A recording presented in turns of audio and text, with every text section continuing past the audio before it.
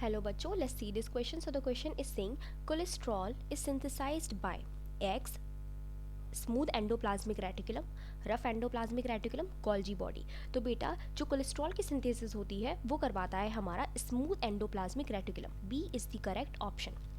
Nucleus, जैसे कि मैंने ये न्यूक्लियस बनाया, ठीक है. तो बेटा न्यूक्लियस की ही मेम्ब्रेन जो होती है वो एक्सटेंड करके क्या बनाती है, हमारा एंडोप्लाज्मिक रेटिकुलम. ठीक है.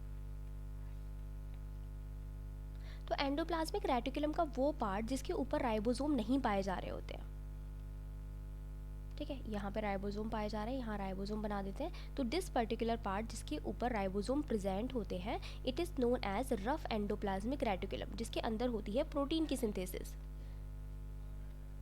प्रोटीन सिंथेसाइज करता है यहाँ पे, ठीक है. और जिस पर्टिकुलर पार्ट पे राइबोसोम नहीं प्रेजेंट होते हैं, this particular part is known as smooth endoplasmic reticulum, जिसमें होती है लिपिड की सिंथेसिस.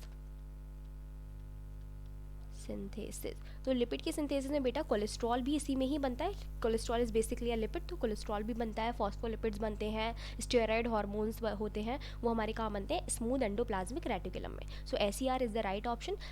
RER नहीं होगा बेटा, क्योंकि RER में प्रोटीन की सिंथेसिस होती है. एग नहीं हो सकता बिल्कुल भी, ठीक है.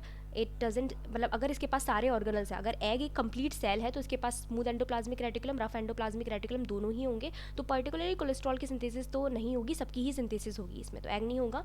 गोल्जी बॉडी नहीं होगा, क्योंकि गोल्जी बॉडी में बेटा पैकेजिंग होती है, किसकी, प्रोटीन की पैकेजिंग होती है, ठीक है. पैकेजिंग एंड मूविंग होती है, पैकर्स एंड मूवर्स की तरह काम करते हैं, तो ये भी नहीं होगा. The right answer is B, smooth endoplasmic reticulum. I hope आपको समझ में आया होगा. Best of luck.